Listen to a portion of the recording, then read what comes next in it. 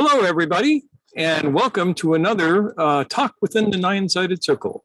I am one of your hosts, Mushtaq Ali, and the other one of your hosts, Noor Kyle, is having a little bit of technical difficulty right now, but hopefully will be joining us later. And when she does, there will be cheering and whooping and hollering and all of that kind of stuff. Tonight, we are going to sort of be doing the second half of this morning's talk. It's not really the second half, but they're so closely related, they might as well be. And it is the idea of the work as an infinite game.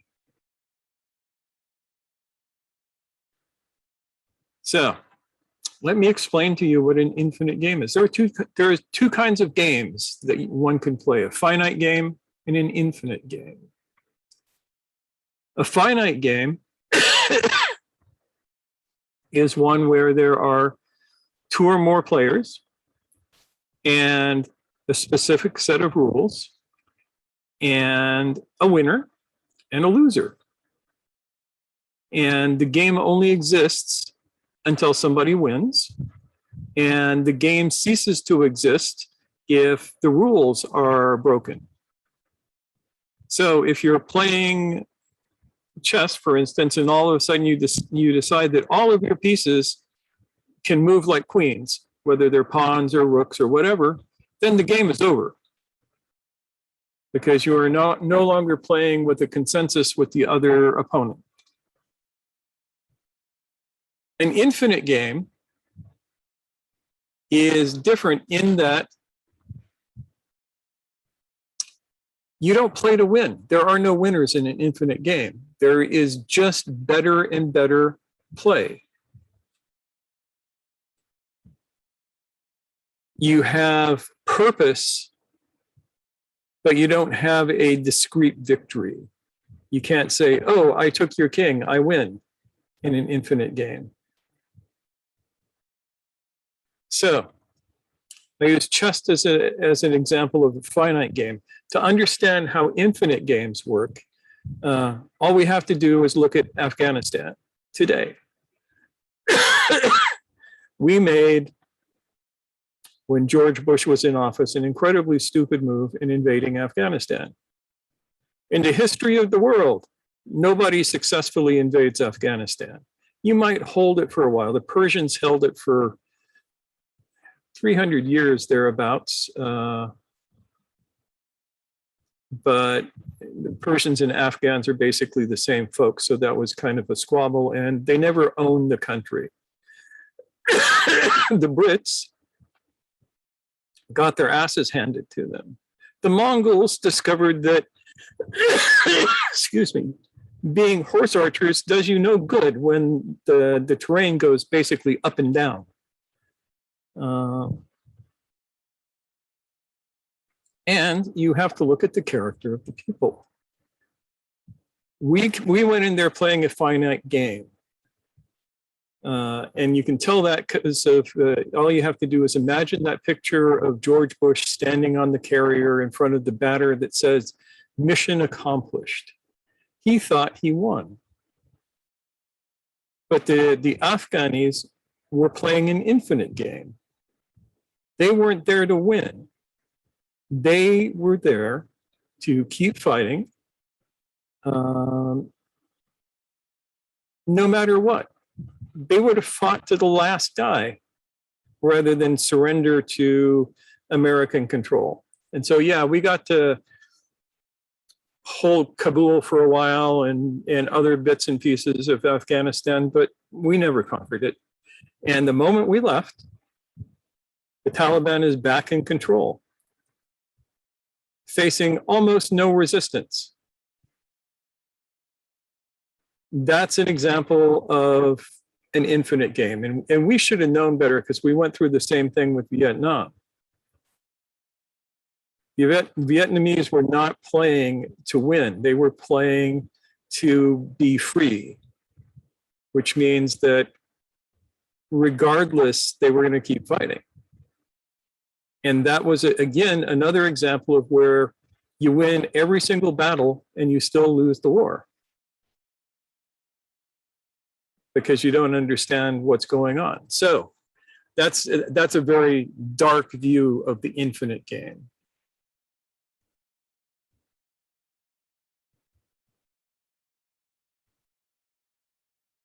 Another example of the infinite game is the quest for enlightenment.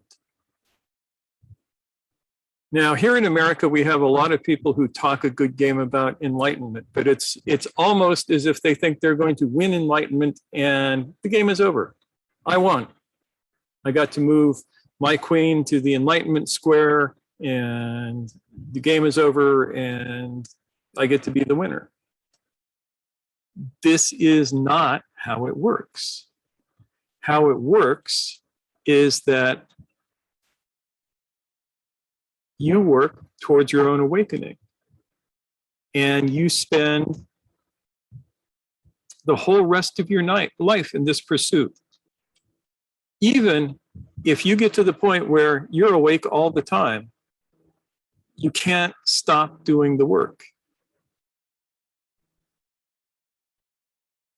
And there's also the idea of helping other people along. One of the things that is very interesting with a infinite game is that it tends to be cooperative.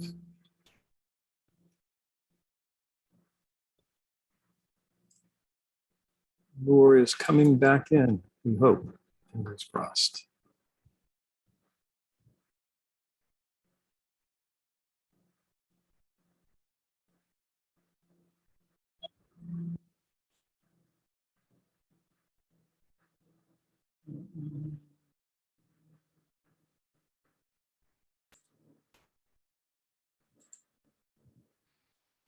More Kyle still in the game. Still in the game, and we cooperate in getting her back into it. She's still trying to hook in. She's in the middle of the backwoods of upstate New York right now, so internet is spotty at best. It sure is. Can you hear me? I can hear you. Okay, Yeah. well, I'm probably going to leave my video off and mostly just listen, but we'll see how this goes. Yeah, but this is Noor. She's the other one of our hosts. She is the one Yeah. that makes all of this happen. Without her, none of this is possible.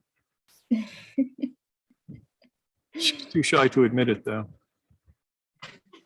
I'm modest. What There can I you say? are. Yes. I'm on my phone right now to Ah. see if we can make use of that instead for a little while. Fingers crossed. Yes. Anywho. And I was thank just you for saying the that probably introduction. wouldn't work because you have such shitty reception there. Well, it's not great, but it seems like it's better than the internet, maybe. So, hoping for the best. Yeah.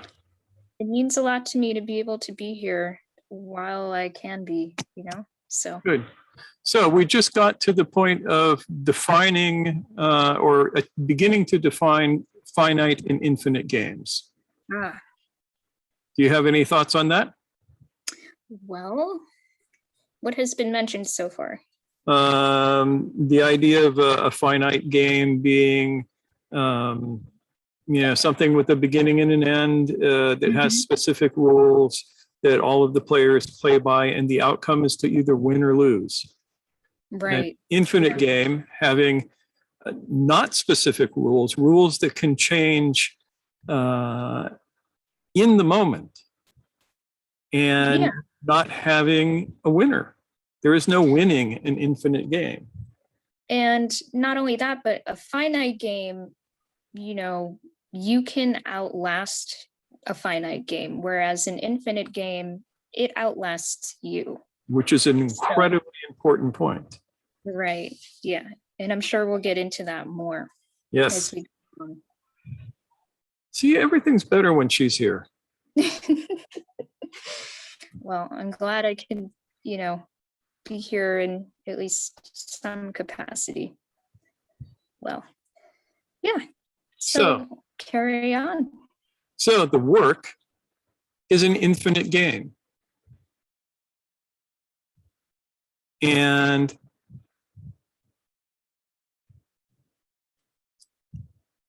that's important to realize, because as an infinite game, it requires something from the players that finite games don't necessarily require. So finite games are played for winning and for power. Infinite games, the tools that you use in infinite games are trust more than anything else, and connection. Yes, and innovation and creativity and open-ended exploration, that kind of thing. Yes.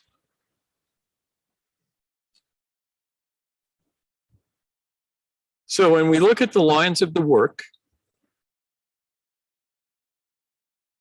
they look completely different at different times in history and in different places. And yet they all are playing for the same thing.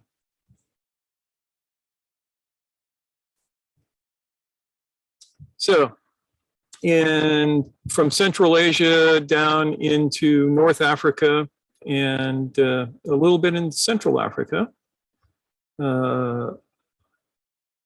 and parts of Europe, you had Sufis, some of which were playing the game of the work. And I use the term game after Robert de Ropp, who wrote The Master Game, a book that you would recognize if you are as old as me or Ilmar, but if you are a youngin, you probably never heard of it. De Ropp was a student of Gurdjieff, and he talked in terms of game theory. And his first book that caught everybody's attention was called The Master Game, where he talks about how to play the game of masters rather than the game of schmucks. Schmucks, huh? Schmucks. No, I'm paraphrasing. Yep. Perfect. But I didn't want to steal the term the master game, because he already got that one. And I'm not a student of de Ropp, though I am an avid admirer of his work.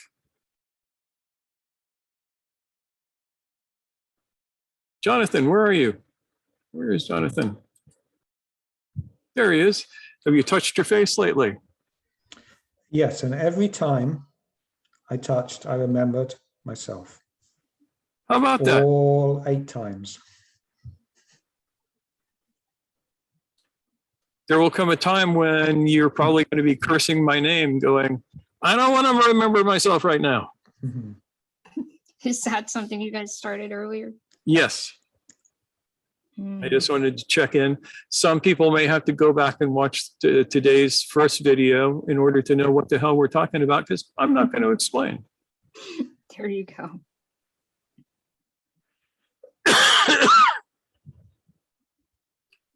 So anyway, where were we? Nora, where were we? I keep getting lost without you here. I know. Terrible. Right. You're talking about de Ropp and using Yeah, your game and the and how idea of awakening as a game you can play. This is not a new concept.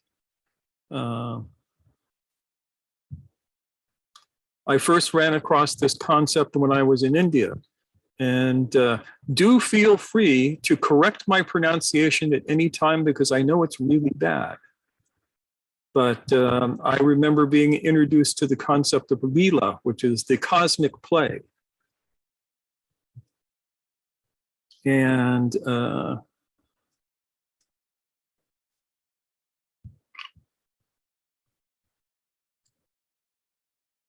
I always thought that that was a delightful way to understand what it is we're doing here.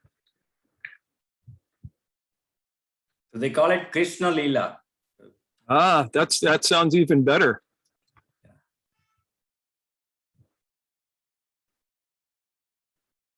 Yeah, I'm very fond of Krishna as it goes. This shows you can learn a lot from somebody who has spent his life herding cows.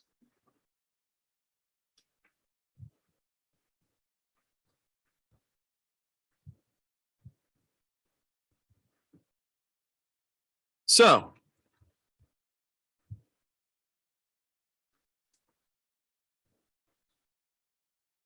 with this idea, the work is a particular infinite game.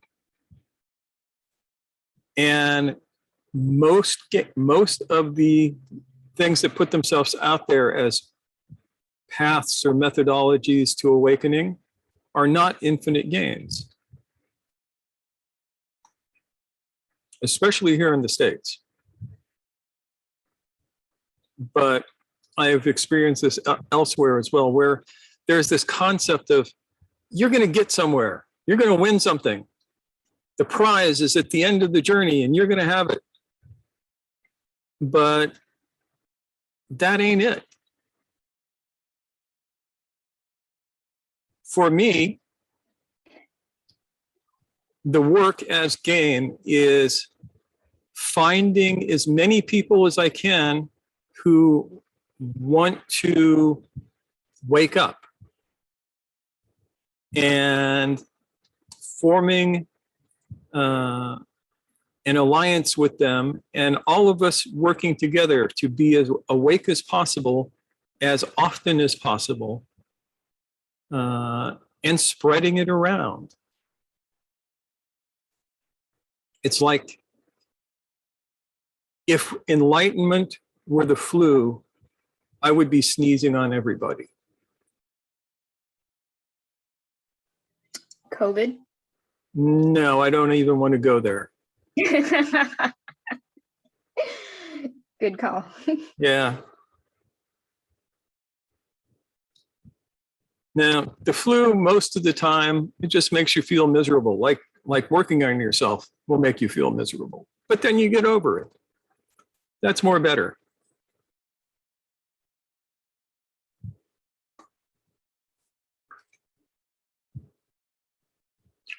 So, what does this game look like if we were to lay it out using the structure of a game? There is purpose. The purpose is not a goal. The purpose is a direction. You all know who Ken Kesey is? Anybody not know who Ken Kesey is? Okay, so back in the 60s, there was this dude named Ken Kesey. He's a writer who wrote some really good books. Everybody probably remembers One Flew Over the Cuckoo's Nest. He wrote that book. But he did some other things. One of the things he did was involve himself in one of the early government LSD trials. Did you know that the US government had trials, clinical trials with LSD? Not only did they had them right down the road from where I live at the Menlo Park Veterans Hospital. And to this very day, it's a place of pilgrimage for old hippies. We go there and remember Ken Kesey. But he stole a shitload of LSD from the hospital. And he got a school bus. And him and his friends painted it up all psychedelic. And they had a sign on the front of the bus where it usually gives you the destination that said further. And they drove across country from the Bay Area to New York, basically giving LSD to anybody who wanted it. This was back before it was illegal.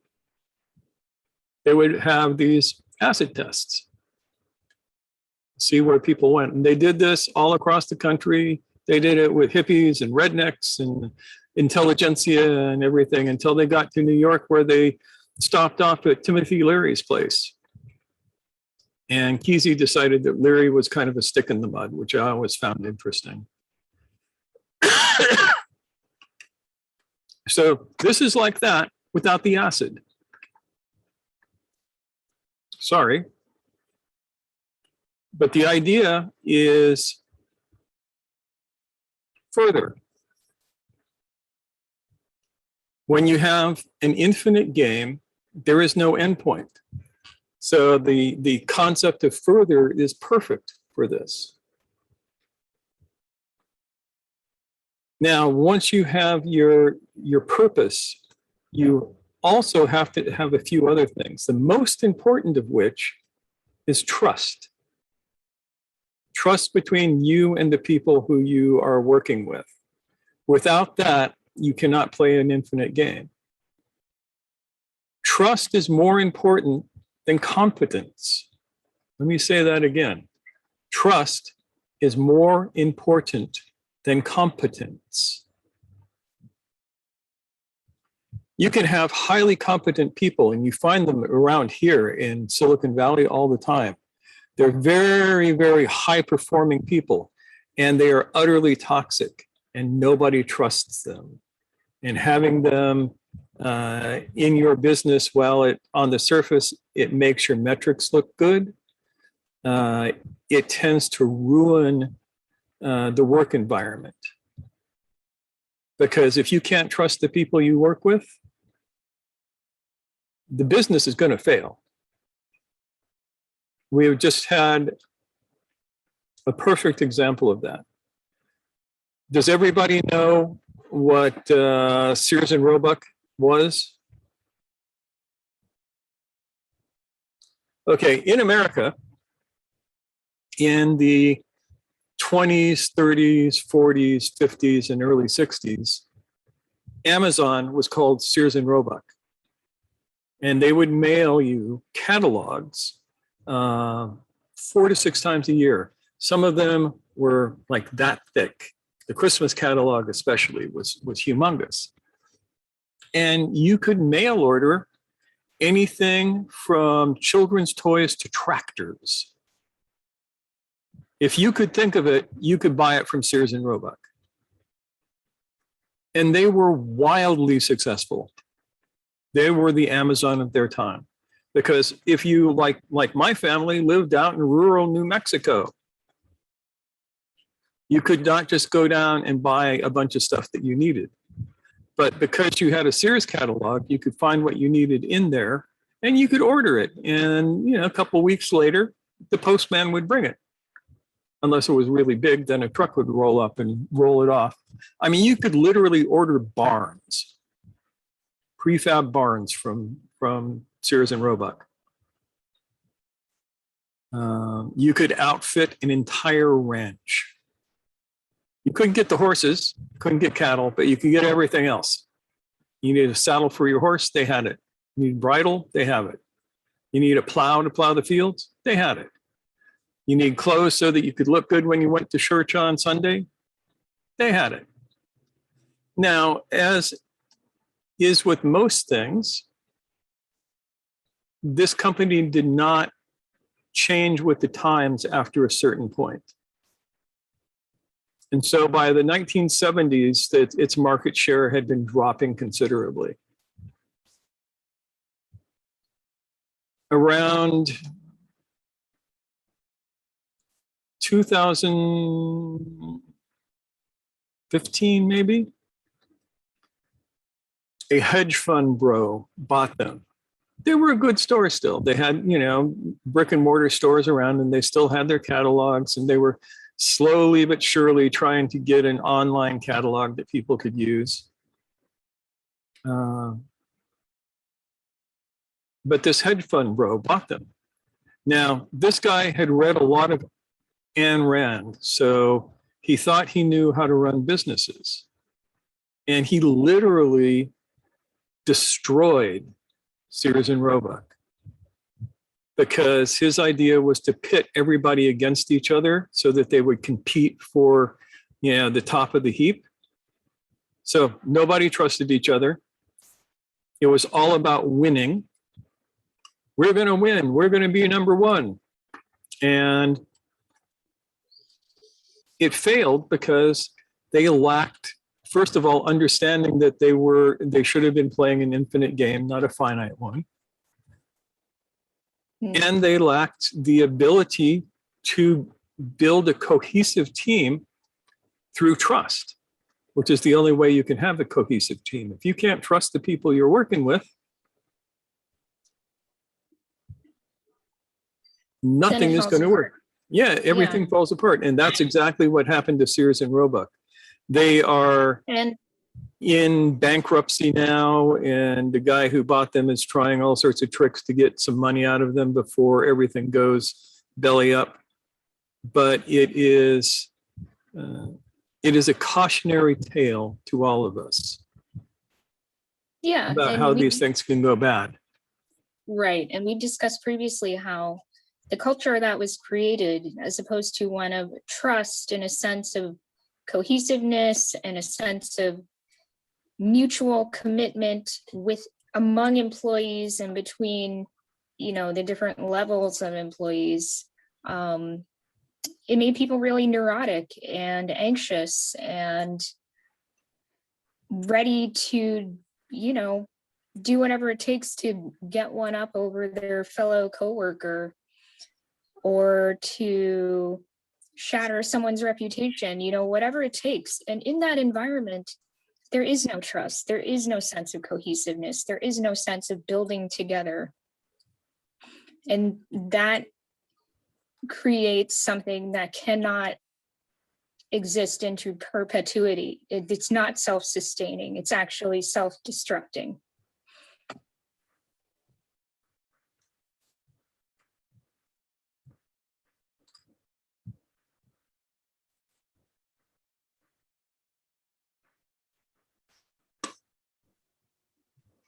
Yeah.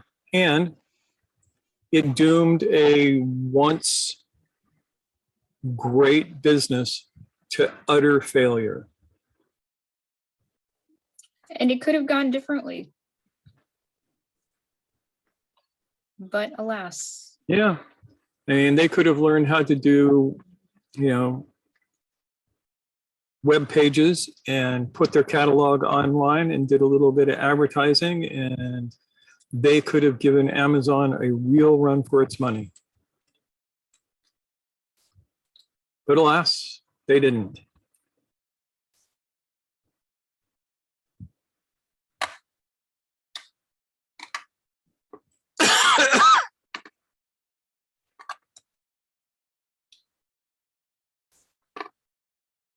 So,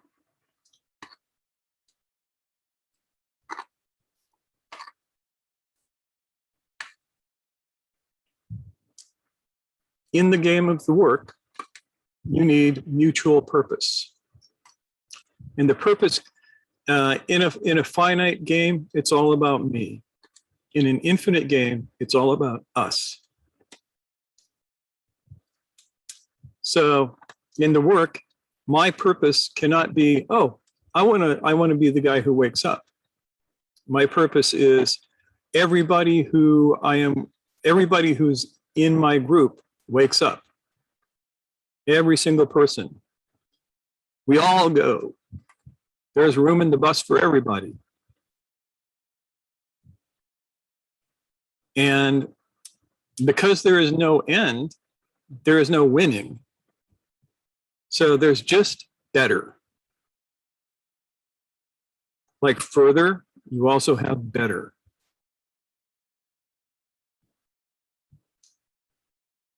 So, Jonathan, you've been working with us for a little while now. Can you say honestly if anything about your process has been objectively better? Let me put you on the spot. Yes, I feel that I am less alone by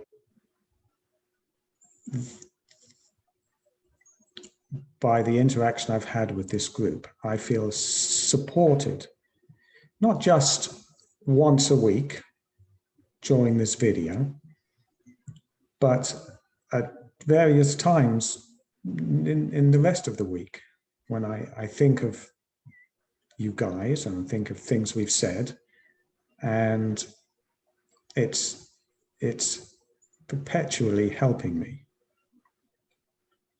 stay a little bit more awake than I otherwise would have, and I make a little bit more effort to try and understand myself because of the group. Yeah. And if I would not have been part of the group, I would have just done nothing. For every minute I've been doing something as a result of being part of the group, I would have done nothing in that minute.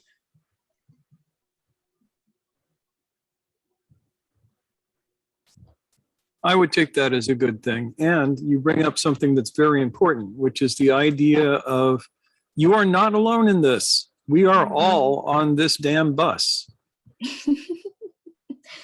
Yep. And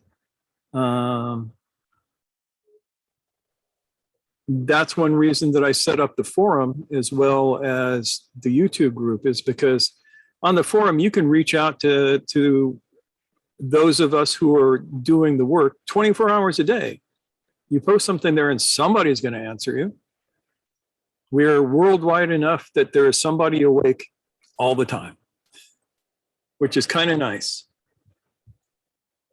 That is nice to think about, isn't it? Yeah.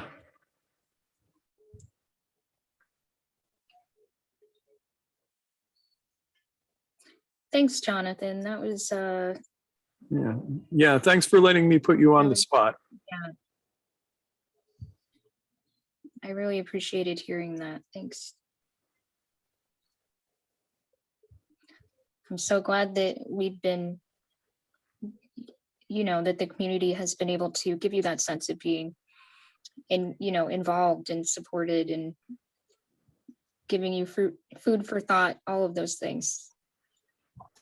And it should be pointed out that you do the same thing for the rest of the community.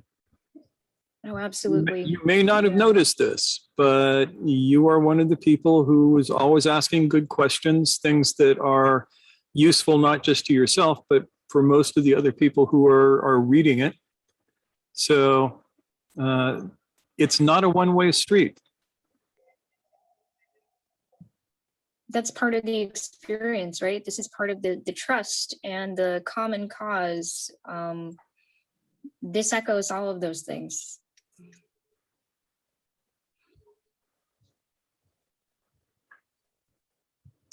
And that's another unique thing about the work as it is being expressed today from this point in the world, is that it is non-hierarchical in nature.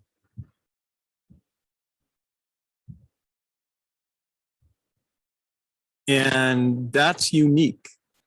There is no teacher sitting up at the top and handing down decrees from on high. We're all down here in the mud with our sleeves rolled up, shoveling for dear life. And every one of us is as muddy as every other one of us. But because of the nature of the work, we can get away with that. Yes, some of us know how to shovel better than others at this point. That's neither here nor there. We can show you the techniques of shoveling. And that's a lesson in itself. When I was a kid, I actually got to learn the techniques of shoveling because somebody had to muck out the stalls. Do you know what that means, mucking out the stalls? Oh, yeah. Yeah. Yeah, you've had to muck out the stalls. I have actually. Yeah. Yes. So this is literally shoveling shit Yeah. out of the stall. Yep. Shoveling shit, talking to the horse. That's a very important part of mucking out the stall. You have to have a conversation with the horse and thinking about your life.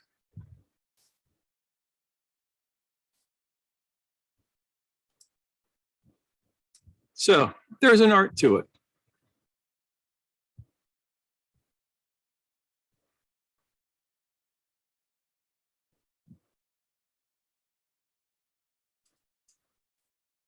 So when you realize that this is an infinite game, it requires you make some changes in yourself. There is no winning. There is no being the victor. You cannot come out on top. No matter what you do, you cannot come out on top. You cannot be more awake than everybody else. Because all there is awake and asleep. When you're asleep, you're asleep. When you wake up, you're awake. And it's the same awakeness that Siddhartha Gautama found sitting underneath the Bodhi tree. There is no difference. The only difference is in duration. He trained himself to be able to hold that state and live there. The rest of us can hold it for a little while, sometimes 15, 20 seconds before you get distracted. After a while, a little bit longer. But it's a matter of duration, not intensity. You can have other states of consciousness. You can have like cosmic consciousness and bliss consciousness and all of that. And those are fine entertainments. But if you go down that road, you're going to be looking to be winning things. You know, you can win cosmic consciousness, but you can't win abiding non-dual awareness. That is not something that you can win. You can only move yourself into there.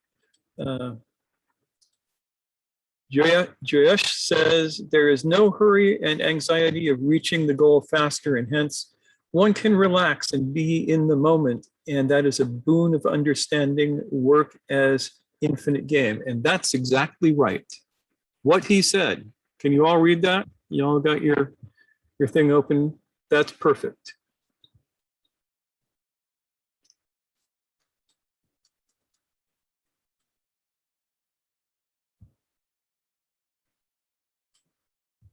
And Mustaqim asks, what is the good fuel for the infinite game as it seems long and challenging?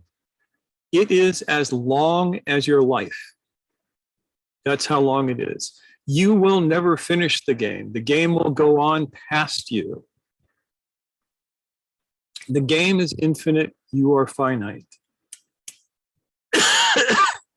The fuel is the interconnectedness that we develop as a group, the mutual support, and the greater and greater frequency of being awake in your life.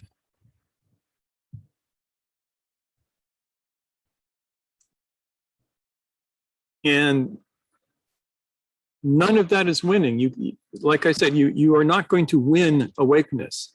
But as you play this game, as you work on yourself, as you find the broken little parts of yourself that have been fragmented away and start to glue them back together, so that you create a single permanent I,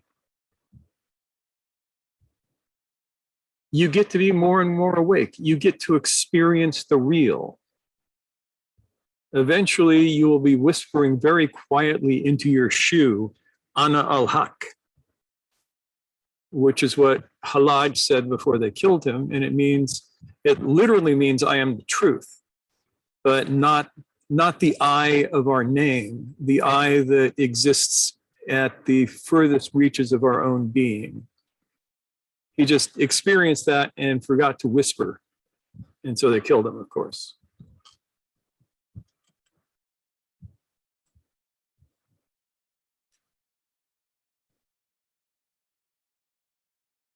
Is any of this making sense to y'all?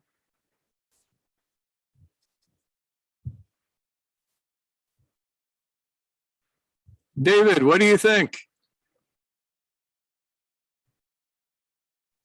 It is making sense to me. The fuel part was a really good point, I thought. Yeah. So what fuels your energy for the game?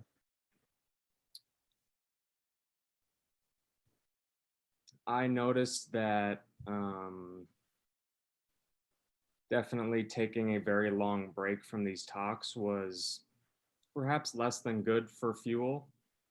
I think with Jonathan, I experienced more energy or willingness to do things that I need to do.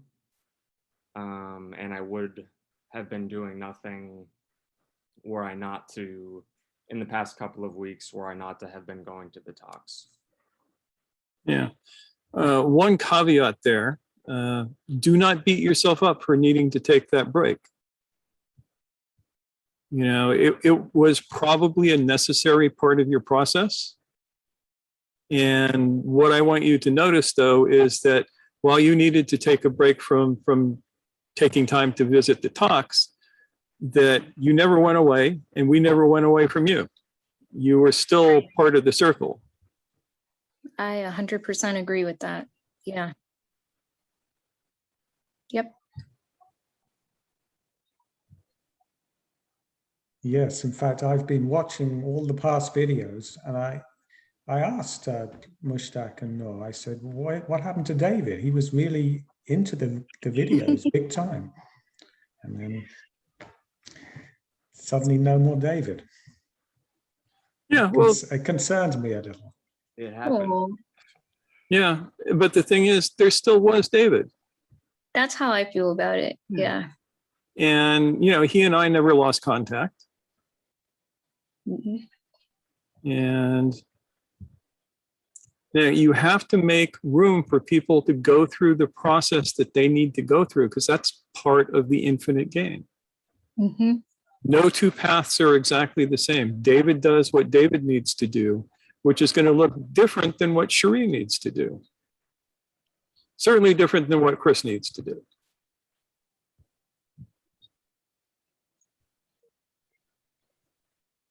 With Chris, I have to give him perplexing mathematical problems. Does that sound about right, Chris? What's up with 12? What's up with 12? Yeah.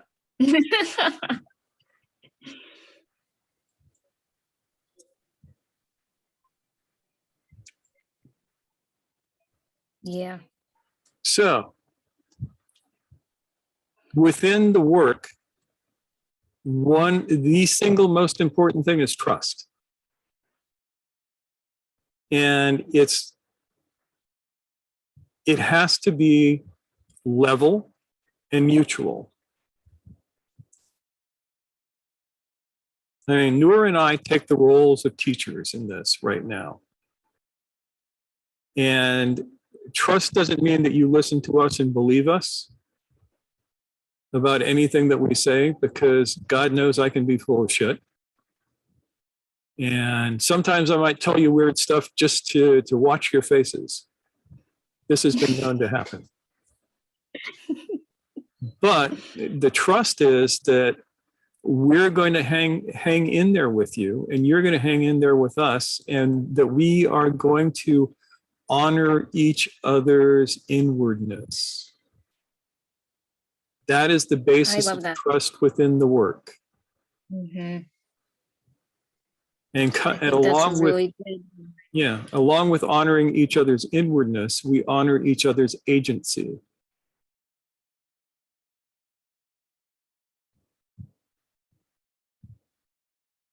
You understand what those two things are?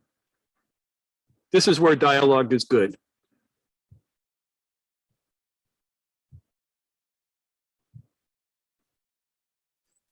Something that was coming to mind for me was that when you actually don't turn up every time, you get to test how much you have absorbed from the group, and you know you can come back. But it's quite nice to see how much you can sustain your growing and not fall into a deep inertia, which is very, very easy. You know, so having a group turning up, you know, I miss Paylan and Nancy on tonight's talk, you know, just that, even just seeing the faces is such a nice thing to see. Yeah, they were both here this morning, so I don't know that they could do two. Those of us who do two talks are a little bit crazy. Yeah, it was too early for me. There was no way. But I, you know, just doing the best you can. And then sometimes you just need to take a breather, and that's okay. Yeah. It's like you're lost forever. Yeah, you never want to be involved with a group that insists that you participate all the time. Or it gets weird if you're not around. Yeah, I mean, doesn't that go for any healthy relationship with a friend or? Yeah, but especially in a spiritual group, because that's one of the hallmarks of a cult. You know, if you're in a cult, they never want you to leave, and they always want you to participate. And if you do leave, they'll send people after you. Mm-hmm. And if you don't come back, then they do the whole disconnect thing where they cut you off from all contact. You see that with, Yeah. So this is bullshit. You don't want to be involved with people who do that, because those people are not respecting your inwardness nor your agency.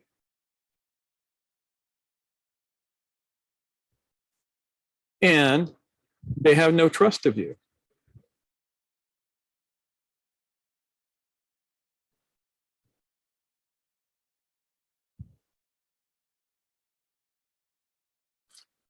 So what else are you guys thinking? Tell me things.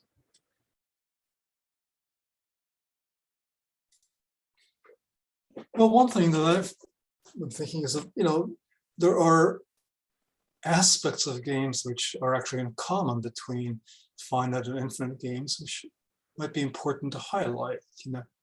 And of course, one characteristic of pretty much any game is that there are barriers. You know, you don't really have a game unless there's something to overcome, some barrier to overcome. And I get more skillful at a game, the more clearly I can see what barriers it are that I'm handling. You know? So that's one aspect that comes to mind. Another thing that's common between all games is that they require a playing field. You know, and if you destroy the playing field, for example, the Earth, you will destroy thereby a bunch of interesting games. You know, and that doesn't really matter whether it's an infinite game or a finite game, but they both require those two aspects. Okay, let's take a look at both of those. Tell me more about the first aspect. Well, go ahead. Pretty much any game that you think of, there are things to be overcome. I mean, you know, yes, there's the blocker that blocks you or stops you from making the basket in basketball. There is, you know, the gravity that keeps you from climbing up to the Mount Kilimanjaro. There's all of these things which, and in a lot of quote unquote spiritual games, you know, it's basically shadows. You know, you own stuff which has been really pushed out of view or repressed or not viewed. Yeah, we touched that comes out in weird ways. You know. Yeah, we touched a little bit on this on the morning talk. Okay, I have not heard the morning talk, and it's been years that I read Cars's work on Finite Infinite games. So I'm, you know. Yeah, that's right. I do need to mention his full name and his book again, because it's good. You know, for something that came out in 1986. It's some very good stuff, but obstacles in a finite game, the obstacles are always the same within the limits of the game. In chess, the only obstacles are the other person's pieces, and they only have a finite number of moves that they can make at any one time. In an infinite game, the obstacles are constantly changing. And sometimes, if you're playing the game really well, those obstacles actually become tools, which is kind of fun. So there is a qualitative difference, and yet what you say is definitely correct.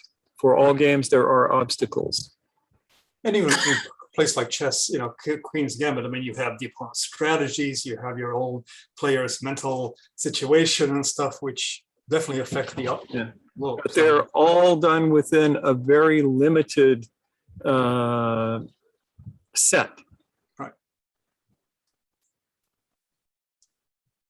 Well, yes and no. I mean, No, the because chessboard is the chessboard. The rules are the rules. yeah, but what's curious about it is that playing one of those games is almost like shining a light on a much broader situation. I mean, you know, it's shining a light on you basically, and your ability to play games and your ability to play life basically.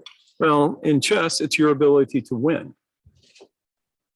That's the bottom line. And in an infinite game, there is no victory. The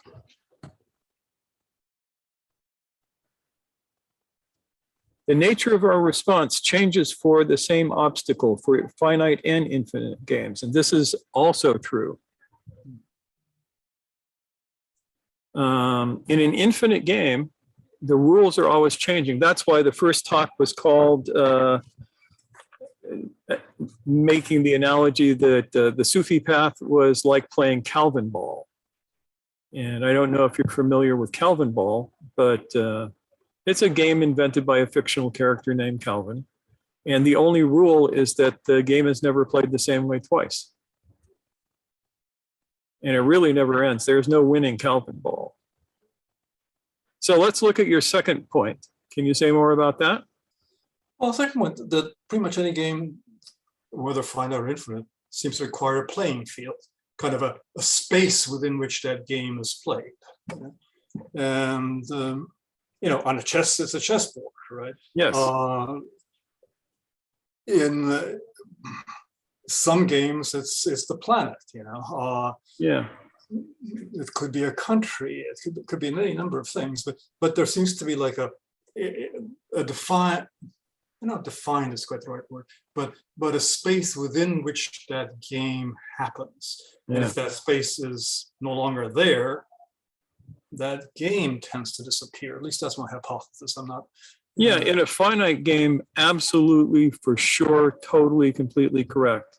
In an infinite game, that might be correct, but the reason that I titled the morning's talk as I did, it was playing Calvin ball with the universe, because within the work, that is the playing field. The playing field is the infinite universe. Mm-hmm. And so for all intents and purposes, it's a playing field where there's enough room. And one that presumably will continue to persist, right? Yeah, whether we do or not. Yeah. Right. Hey, 100,000 years from now, sentient cockroaches might be talking about the same stuff. And on the other hand, you know, what that suggests to me is that if you escape out of the universe, for example, you go up the pole and kind of, you know, retire to your cave in the Himalayas, whatever not, you in a sense withdraw from the playing field, aren't you? Yeah, you withdraw from the game.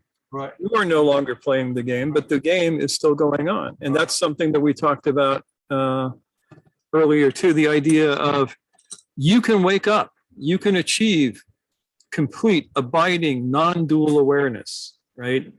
The whole shooting match. And then you can go and sit in a cave somewhere and gather dust. Right.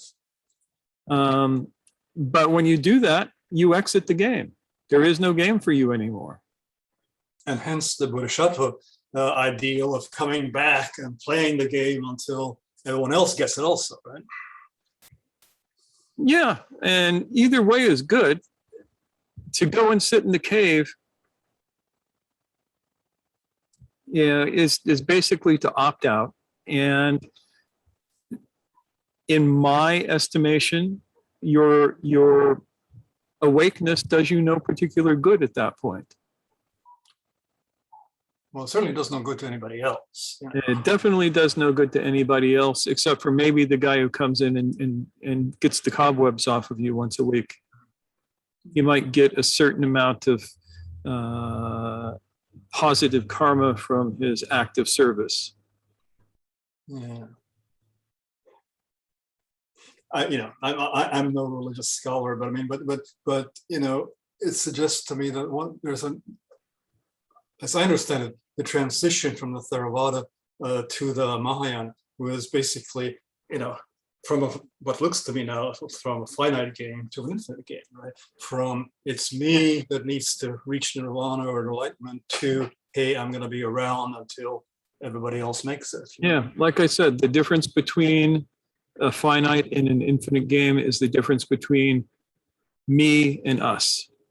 And that then suggests that there can be some interesting cultural shifts. I mean, because that was a very important cultural shift. And I wonder if there are other cultural shifts. Oh, yeah. You can go all the way back to hunter-gatherer cultures. Mm-hmm. Hunter-gatherer cultures are all about us. Nobody in the tribe goes hungry unless everybody in the tribe goes hungry. Everybody helps everybody. We're all in this game together versus agrarian cultures where you have this separation between me and you. This is my land, that is your land. You can't come over and take my crops. If you start starving to death, that ain't my problem. So that was a cultural shift from an Yeah. infinite to a finite one. You know? Yeah. Yeah. Cool. And that also gave us winning and losing. You know, most wars are finite games where I like your turf and I want to add it to mine. So I go over and I attack you and force you off your land or kill you and take it for myself. And I win, yay me, until somebody comes and does the same thing to me. One place where I see this kind of thing playing out much closer to home for me is kind of difference between an argument and a dialogue. Arguments seem to be always about winning, whereas dialogues strike me as an attempt to see more and more of the truth or more and more of the territory. You know? Yeah, I think that depends on what you mean by argument. When I hear argument, I think of it in its classical classical sense, where two or more people are presenting their conclusions and giving the reasons why they think their conclusions are right. And it's not, when most people hear argument, they think fight. And a true argument is not a fight. An argument is a statement of your premises leading to the conclusion that you have. That's all an argument is. You know this, you were a philosophy teacher. But in a dialogue context, it's that mutual interaction which might actually begin to get you question your premises and might actually. Oh, yeah. So I mean, what I guess what I'm suggesting, there's a certain value in a dialogue type thing, which I don't see. Well, good argumentation is dialogue. And if it's really good argumentation, it's going to lead to a synthesis. Right. Even if you're starting from opposite poles, because, you know, Hegel was right. There's a certain amount of truth in somebody's perspective and a certain amount of error. And there's a certain amount of truth in yours. And if you play the argument game correctly, rather than winning the argument, you come to a higher order understanding of the material. True enough. Anyway, I don't want to hog this discussion here, so. That's okay. You know me. My I two love cents. talking about this shit. Well, very cool. Jonathan, I know we also have a comment in the chat, which I'm unable to read right now. Just want to give a heads up to that. Yeah. If you want to read that, and then we can get to Jonathan's thoughts. I am not seeing his comment. I'm Not also my not being comment. able to say again. It's not my comment, it's someone Okay. else's. No, it's someone else's. I was getting mixed up. Okay, so we have a comment that says, the nature of our response changes for the same obstacle for finite and infinite games. Yeah, we actually did touch on that comment. Okay, good. That Got was it. Joyesh's I must comment, have and like Okay, I said, great. I thought it was a very good one. Good. Okay, so now, Jonathan. Yeah, I had an example that I'm hoping that most people can relate to. One of my games in my life for decades has been to try and eat healthily. Now, the obstacles that I've had to face have been my desires for sensorial gratification. I've wanted to eat the chocolate and the ice cream and the alcohol and the fries. So I've had to battle with those opposing factors. And you've talked in the description of this talk about power and domination being the nature of a game that is a finite game. Mm-hmm. And that's control. Power and domination is Yeah, control of other people, to gain control of other people. But in this case, have been in a fight to gain control over my desires, my lower desires. Okay. So my question is my game of wanting to eat healthily a finite game, or is it an example of an infinite game Well, on my path?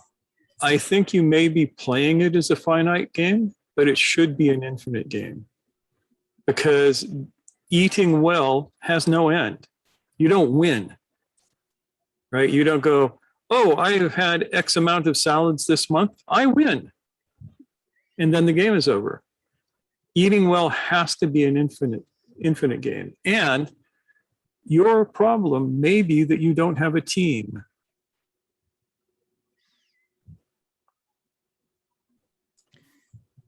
Yes, I've always considered it a personal challenge. Yeah.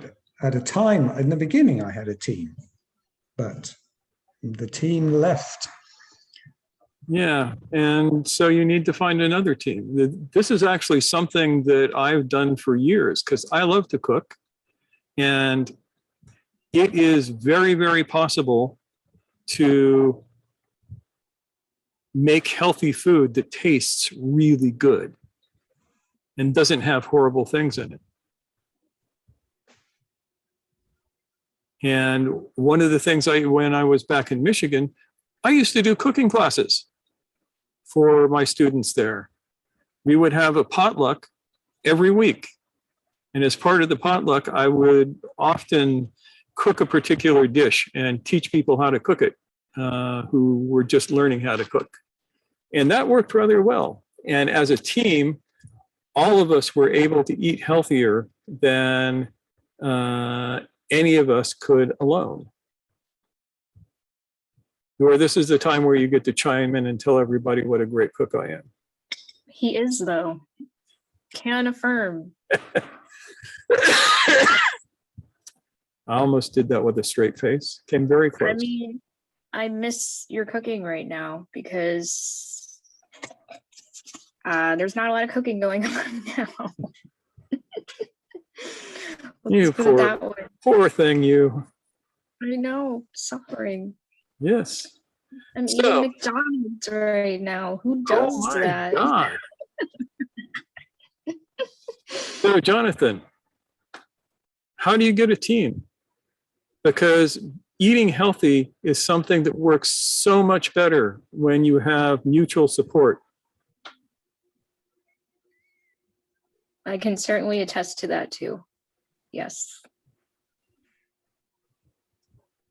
Yeah, I've got to go find people of with a like goal and go join them. Yes, or have them come join you. Mhm. Yeah, and I think we're also going to be doing our annual retreat in October again. So there's also that. Perhaps Yeah. you might like to take part in that as well. Yep, virtual would. retreat. I would. Maybe this year we Yeah. will put out recipes. I might, That I think we should. even give up my secret recipe for hummus. Gasp. Yeah, you Yes. probably know 10 different ways to prepare garbanzo beans, chickpeas. Mhm. From the last talk. I don't If know we 10 don't different yet, ways, sure, Hummus, we 10 can different find them. flavors of Yeah. hummus. but I do know the secret of making the best hummus in the world, and that is to use the older Indian variety of chickpeas rather than the new big fat ones. They are better for you. They're incredibly healthy. They're an heirloom plant. They have the lowest glycemic index of any food on the planet. So if you have anybody who's diabetic, teach them to make chana dal. They will be able to eat that all day long and not raise their blood sugar and still get lots of good vitamins and stuff.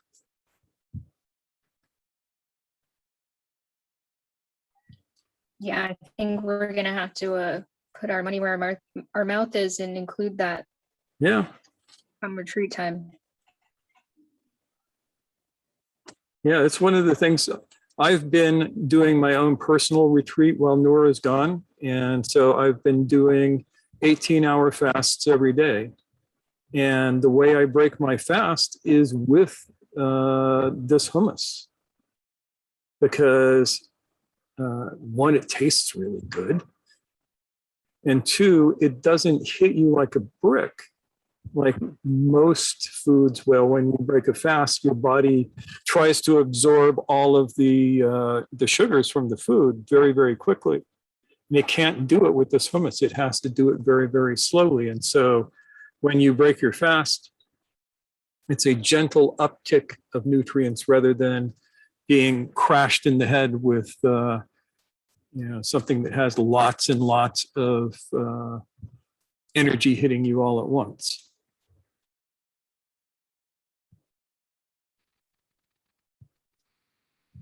So see, what you're seeing now is how an infinite game works with all of this. We're working together and plotting and planning and creating a move in the game, which is called the nine-sided circle retreat.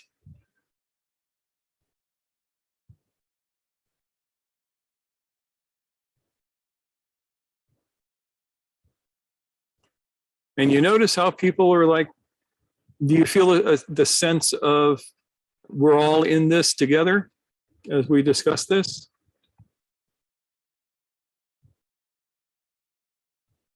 Don't everybody talk at once.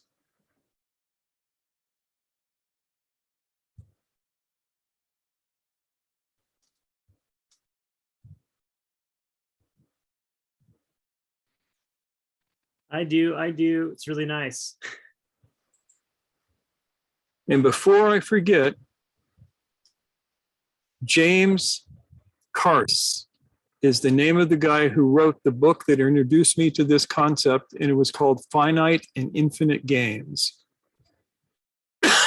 which is still out there and highly recommended. It's a really good book. Yes, good.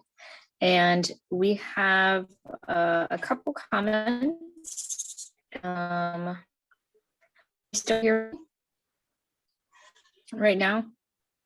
Yeah, so we have one from Mustaqim that says, so this game involved oneself and other people working on self-awakening. Alone in the cave would not be count as part of the game we are all talking about. No, it wouldn't.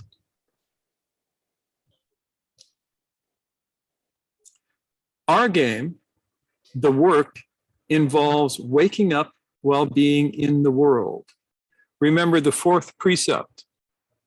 Khalwat dar anjuman, solitude in the crowd, to be inwardly in the work, but outwardly completely engaged in your life and the world.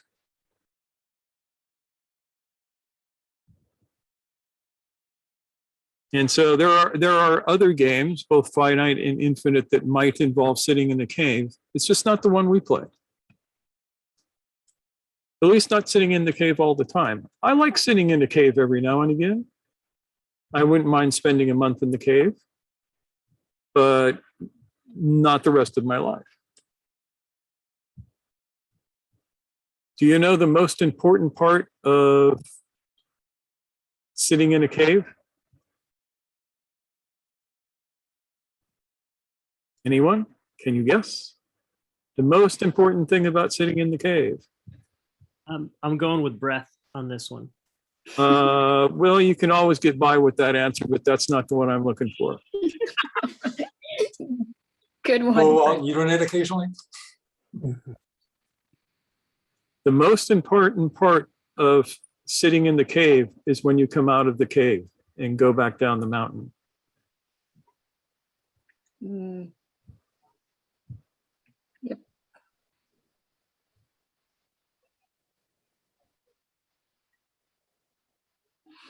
It's relatively easy to hold your sense of awakeness when there is no stimulus.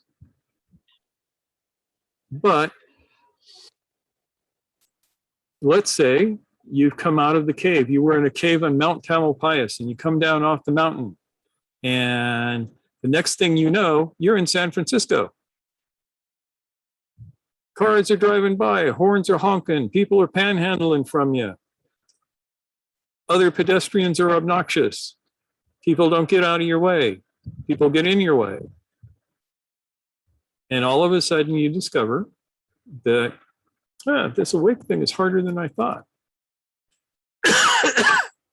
Which is why we practice in the world. Avoid the coming down off the mountain problem.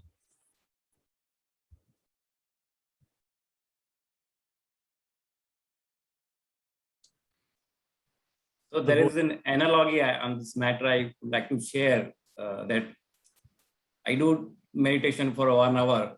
It's kind of a net practice. And after coming out of the meditation, if something happens and I get irritated, then I'm out on the first ball on the cricket match. So that net practice doesn't help me. I have to live, I have to play the game and learn my techniques right in the world actually. Yep. When you can meditate while somebody is screaming in your face because you don't have $1 to give them, then you know you've got it. And Cherie said, maybe we could all volunteer a recipe. I think at least for you, that would be great. Because there you have a couple of recipes that I would like to get. And I think that's a lovely idea, Cherie. I really hope that we can get folks to do that, because I think that would be a great way to make it more interactive. And we had a lot of interaction last year too, but I think that's just another way that we could get people to kind of feel like it's not just a front-loading experience. We don't want that. So I think recipes are a great idea. Plus, I'm sure we all have ideas. Sorry about that. I'm messing with the settings and I'm still learning how to use the phone. But yeah, I think that would be a great way to do exactly what we're talking about here, which is that coming together and leaning on one another to kind of build a meaningful experience together. Yeah. A fruitful experience, a meaningful experience, yes. Or a fruit basket experience, since we're talking about food. Yum.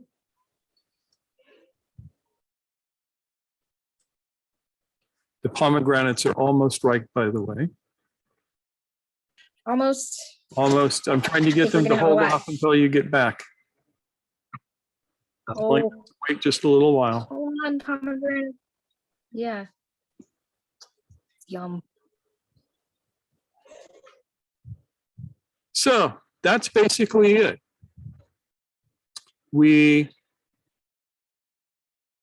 The work is a particular infinite game, and it's played in a particular way. And it's played with the understanding that we need cooperation, we need connection, and we need trust. And each person within the game has to hold these ideas as sacred.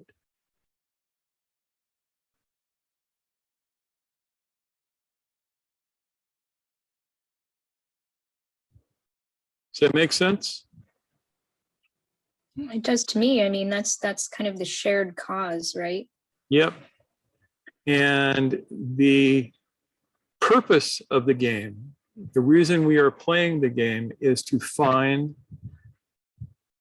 awakening.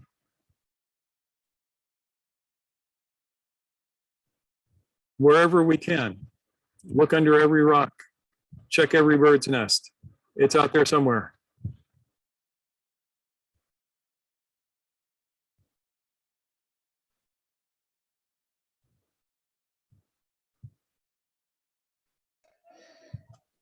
So what do you think, guys? Do you think we can continue to be in this together?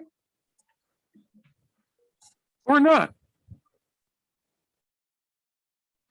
So it was trust, connection, and what was the third? Cooperation. Cooperation. I like the word collaboration too. Collaboration is also good because Mm. that's how we build our teachings. This is why I don't sit here and front load information into you guys. I could do that all day, but it wouldn't be real learning. We collaborate on the teaching together. And each of you has at least as much to offer as I do, or as Noor does. Well, maybe not as much as Noor, but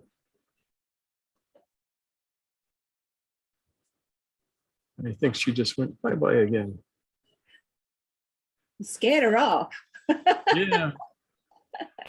So Zainab, you have any last thoughts?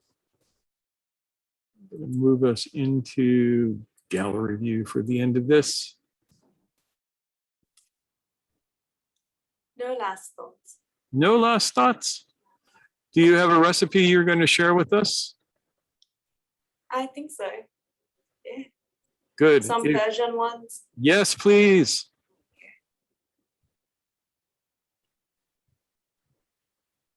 Yeah.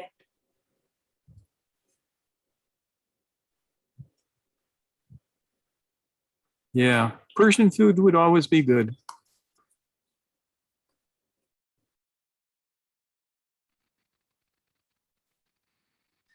Sir, I have to go. I have to go to office, so I have to finish some tasks. So I'm leaving. Thank you so Okay, much. good. It has Thank been you. our pleasure Bye. to have you. Take care. Thank you. And Thank you. Bye. we will see you hopefully Me again.